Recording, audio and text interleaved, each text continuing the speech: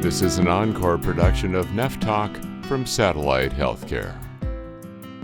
I saw it as I have this person whom I love very much, and he needs a healthy kidney, and I have two of them. So, of course, I'll give him one. How would you define an act of love? What about donating a kidney to a person you deeply care about, one who is a dialysis patient? I believe this is one of the great acts of human kindness, one that brings empathy to a whole new level.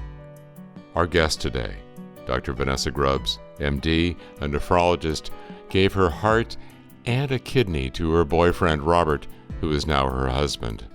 It's all documented in her very candid book, Hundreds of Interlaced Fingers, which is a love story, yes, but one with very useful information about kidneys and kidney disease, too.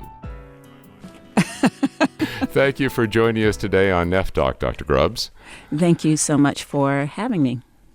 Dr. Grubbs, you are celebrating 2 anniversaries shortly. Marriage to your husband, Robert. Congratulations. Yes. And the anniversary of a very special gift to him while you were dating, one of your kidneys, which just may have extended his life. I think so, yeah. Can you tell me about that, please? Yeah, so we're coming up on our 13th transplant anniversary, and he had been on dialysis for maybe 5 years or so when we met, and I was a primary care doctor at the time, and it was really through that experience of watching him be on dialysis and what it's like for a person living with a serious illness in a way that I unfortunately didn't really pick up as a doctor, that really inspired me to decide to donate to him, and in large part because the transplant system didn't really seem like it was going to come through for him in time. On your second date with Robert, you asked to see his fistula, his dialysis access. Was that before dessert? Well, we were just starting out. We were meeting for drinks and hadn't had dinner yet. And he was very eager to show it to me, as most of his relationships, if you will, ended with the second date. And once women saw what he was going through, or mostly he just had a lot of first dates. So for me, it was really important to see his fistula, because my only real experience with dialysis patients were those who were in the hospital, and they were always in trouble because of their access. And I learned that when we don't have the access, when we don't have a way to connect people to the dialysis machine, then they die. They don't live very long. And so when I was making the decision to get involved with Robert, it was really important to me to know that he had a healthy access. If I was going to risk investing my heart into this person, I wanted to at least have some small assurances that he was going to be around for a while. Your decision to donate a kidney to Robert prompted some skepticism, to say the least, on the part of your friends. One of whom said to you, "Girl, you don't even have a ring yet," as if an engagement ring would be an appropriate down payment on one of your kidneys. This was a colleague. That was my interpretation of what she did say. What she said, it was that I do this in a heartbeat for my partner, but we've been together for 10 years. So that my interpretation of that was, you sure you want to do this? This guy is your boyfriend, and Well, that is a big step, to say the least. At the time, I really didn't see it that way. I saw it as I have this person whom I love very much, and he needs a healthy kidney, and I have two of them. So, of course, I'll give him one. And that was really all it was to me. And it didn't seem like that huge of a deal. But, of course, after the fact and how everyone responds to it, I realized that for most people it is a really big deal. But I definitely would do the same if I had an opportunity to go back. You document with great passion and love the actual transplant, dual surgeries, Thank you. as your kidney is removed, placed in a bowl of ice water, and rushed down the hall to Robert just like that. That is a very thrilling part of the book. Thank you. That came about pretty in an interesting way because I originally planned to just write about the surgeries, what happens in the surgeries. And then I decided, well, I've never actually seen a transplant surgery, even in medical school. So I just called up the surgeon who took my kidney and asked him if I could observe. And he was very gracious and invited me into his operating room. And I think that I was really awed by what I already had a lot of respect for our surgeons, but just to see how they can do this work laparoscopically, like with just operating little spike-type instruments and watching a monitor, my admiration grew even further. But that experience allowed me to write about those surgeries in a very different way. So I'm really appreciative of that. You said in the book, Hundreds of Interlaced Fingers, that Robert had your kidney and your heart, but despite the fact that Robert's new kidney, your kidney was working, and in fact, you saw the bag of fresh yellow pea hanging off his bed, there were scary post-surgery complications, weren't there? Yeah, there were, and I don't know where I had this supreme level of confidence because I'm not usually that confident in my day-to-day, but I knew that the kidney was fine and that everything would be fine, even through the complications, and that it was a problem more with the plumbing. He went through a lot. It was a long hospitalization for him. It was 10 days when usually it's 5 for the recipient. And in fact, at one point, Robert seemed, in reading the book, very demoralized and frustrated that, it was all for naught. What a waste. Seemed like he was almost tempted to give up, but of course he didn't. The way Robert has described things to me is that dealing with the day-to-day of dialysis was what he had to set his mind to. He couldn't really think about hoping for something else because that was hard. It just made it harder when things didn't happen that you were hoping for, and he had no idea how long the day-to-day of dialysis would last for him. And so I think for me to come forward as a donor and actually go through the entire process and us have the surgery scheduled, that's when he allowed himself to hope a little bit, to actually believe that, okay, maybe this will all work out, and it's as if he was just kind of kicked in the gut as a repayment for allowing himself to hope a bit in the face of things going so poorly at first. So I think it was just so emotionally overwhelming for him, particularly as a person who is fairly stoic in general, but then going through years of dealing with this serious illness only to see the kind of light at the end of tunnel get seemingly put out. I can imagine that your patients are probably overwhelmed at times, or often, with the prospect of dialysis. Sure. Yes. Do you ever tell them this story about Robert to indicate to people that you've kind of been there and done that, and you have at least some sense of what they might be going through at this point? Yes, sure. I'm very open with patients and their families about my experience, and mainly in the sense of helping patients become more comfortable with the notion of accepting a living donor. Most patients seem to reject that notion out of hand because, like Robert, they don't want to put anyone that they love in harm's way. But in truth, from the donor's perspective, if it's something that you want to do, there is no amount of risk that makes it something that would make you change your mind. At least that's the way it was for me and other donors that I speak with. We're willing to take on a lot more risk than our recipient loved ones are willing to allow us to.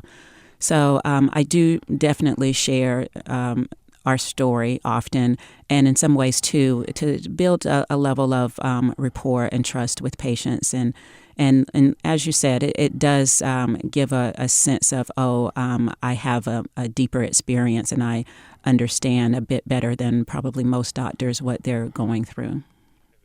I understand that part of your motivation for changing specialties, especially as an African American physician, was your increased awareness of healthcare disparities among people of color in the dialysis and kidney donor communities. Could you elaborate on that? Yes, I was a primary care physician at the time that I started dating Robert, and I really wasn't aware of the details that were going on within the nephrology world, and that's just the way it goes. If you're not a part of these kind of inner circles and walkabouts, you don't really know the actuality of what happens there.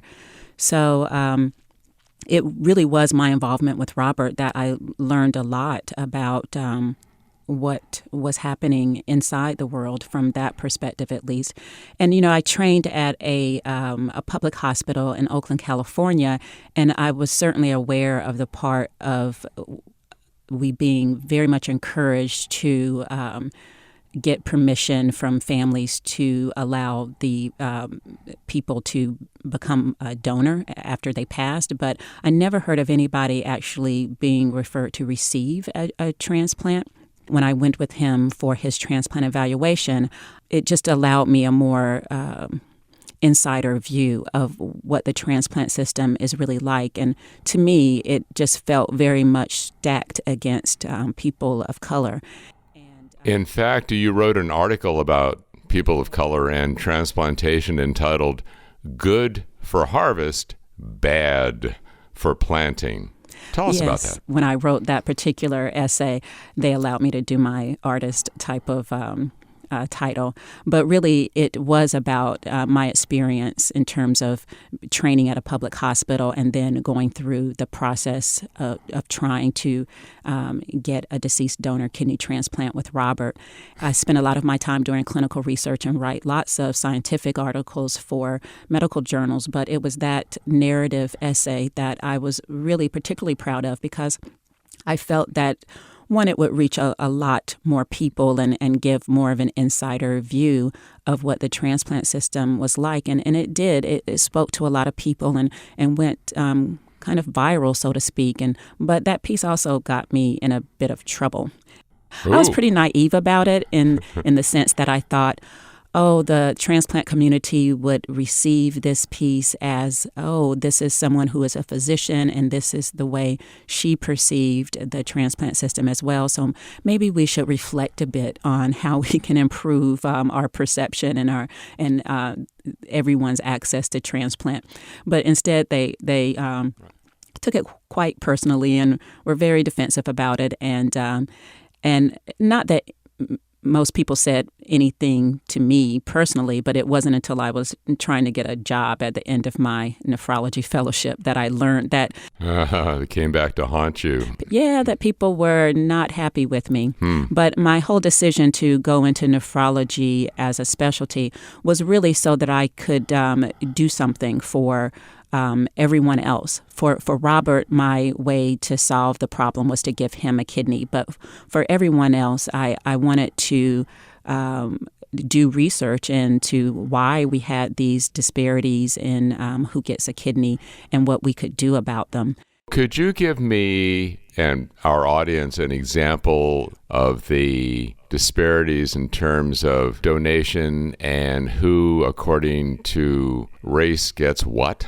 In this country, blacks make up about a third of the kidney transplant wait list, but receive, particularly at the time, roughly 20% of the kidney transplants, while whites made up a third of the transplant wait list, but received roughly half of the donated kidneys.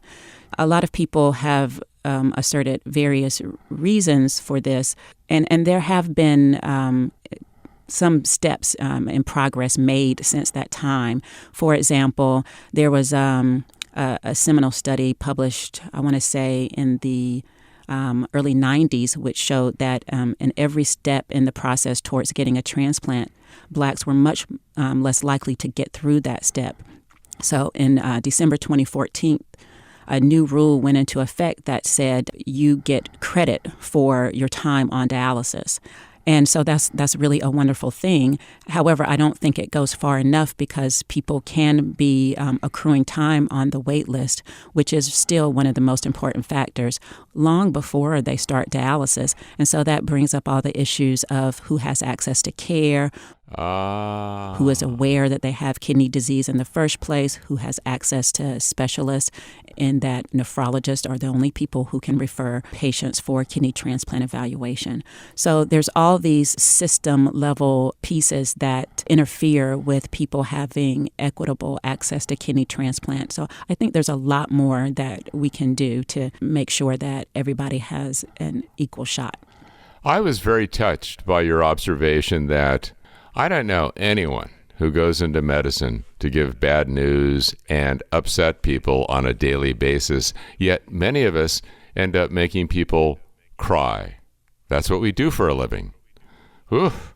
How do you deal with that? It is tough. We all go into medicine with kind of this wide-eyed eagerness to improve the world and help people and all of this.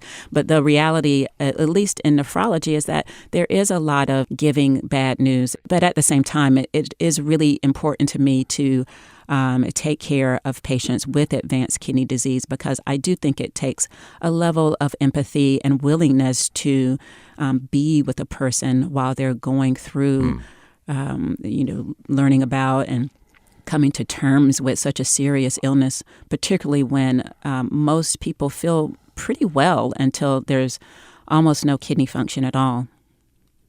Your book, Hundreds of Interlaced Fingers, has been described as a love story. Love for a man, love for the profession of medicine, love for humanity, and love for life. On that happy note, would you please read Robert's, well, let's call it what it is, love letter to you. A very nice thank you and acknowledgement for what you did for him, giving him what turned out to be the gift of life. Yes. So this is included in the book, and I came across it while I was just trying to gather more details to include. And Robert, he's a kind of burly guy. He played football at a college level. He can be pretty stoic, but on paper he can be so incredibly romantic. And so this is an example of that.